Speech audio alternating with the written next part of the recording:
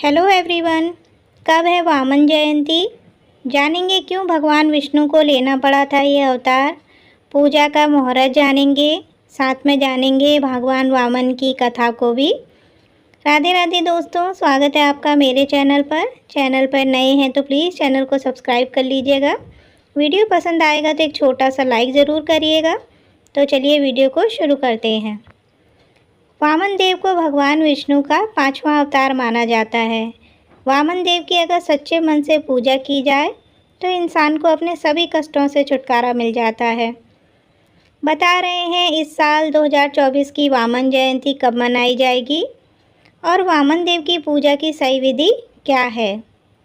भगवान विष्णु को इस सृष्टि का संचालक माना जाता है।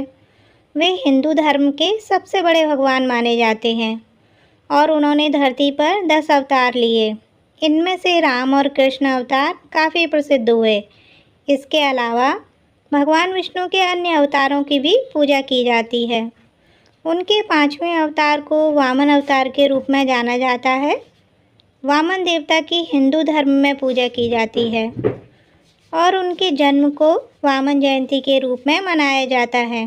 अगर सच्चे मन से वामन देवता की पूजा करें और उनके नाम से व्रत रखें तो श्रद्धालुओं को इसका फ़ायदा भी मिलता है।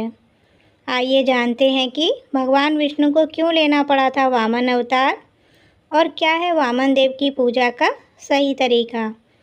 सबसे पहले जानेंगे कब मनाई जा रही है वामन जयंती। वामन जयंती की बात करें तो ये भाद्रपद महीने के शुक्ल पक्ष की द्वादशी के दिन मनाई जाती है। इस साल ये तिथि 15 सितंबर के दिन पड़ रही है। इस दिन लोग वामन देव के नाम का व्रत रखते हैं और उनकी पूजा करते हैं। इस बार वामन जयंती की द्वादशी तिथि की जो शुरुआत हो रही है वो 14 सितंबर की शाम को 8:41 पर शुरू हो रही है और इसका अंत 15 सितंबर को शाम को 6:12 पर होगा। और श्रवण नक्षत्र की बात करें तो इसकी शुरुआत 14 सितंबर को शाम 8:32 पर होगी और इसका जो अंत होगा वो 15 सितंबर की शाम को 6:49 पर होगा। अब जान लेंगे क्यों लिया था ये अवतार। भगवान विष्णु का ये अवतार दुनिया को एक सबक सिखाने के लिए था। इसीलिए लोक कथाओं में इसका वर्णन बार बार आता है। जब धरती पर राजा बलि का प्रकोप बढ़ गया और नौबत ये आ गई कि देवताओं के बीच भी हाहाकार मच गया, ऐसे में फिर भगवान विष्णु ने राजा बलि के घमंड को चकनाचूर करने के लिए और एक सबक सिखाने के लिए वामन अवतार में जन्म लिया। उन्होंने देव माता अदिति और ऋषि कश्यप के बेटे के रूप में जन्म लिया। आप जान लेंगे वामन जयंती की कथा को। पौराणिक कथा है, ध्यान से सुनिएगा।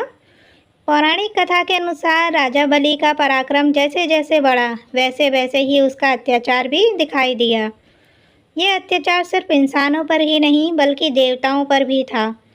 ऐसे में बौने ब्राह्मण के रूप में भगवान विष्णु राजा बलि के पास पहुँचे। वे यज्ञ कर रहे थे। यज्ञ के दौरान वहाँ पर शुक्राचार्य भी मौजूद थे। ब्राह्मण ने इस दौरान राजा बलि से 3 पग भूमि मांग ली। राजा बलि को लगा कि 3 पग की भूमि कितनी होगी। उन्होंने वामन को 3 पग जमीन देने का वचन दे दिया। हालांकि वहाँ पर मौजूद गुरु शुक्राचार्य ने इस बात की चेतावनी भी दी थी कि वे ऐसा ना करें, लेकिन राजा पूरी तरह से निश्चित थे। उन्होंने वामन देव को वचन दे दिया। वचन में वामन देव ने एक पग से धरती और दूसरे पग से स्वर्ग नाप लिया। अब बारी थी तीसरे पग की, लेकिन तीसरे पग से नापने के लिए कुछ भी नहीं था। ऐसे में राजा बलि ने अपना सिर ही वामन देव के आगे रख दिया और उनसे सिर पर पैर रखने के लिए कहा। बलि के सिर पर पग रखने से वह पाताल लोक पहुँच गया, लेकिन बलि की दानवीरता देखकर भगवान ने उसे पाताल लोक का स्वामी बना दिया। इस तरह भगवान वामन ने देवताओं की सहायता करके उन्हें स्वर्ग का राज्य पुनः लौटाया। तो ये थी वामन देव की कथा। उम्मीद है आपको पसंद आई होगी। वीडियो पसंद आया हो तो लाइक और शेयर ज़रूर करिएगा। मिलते हैं अपनी अगली वीडियो में। तब तक के लिए राधे राधे।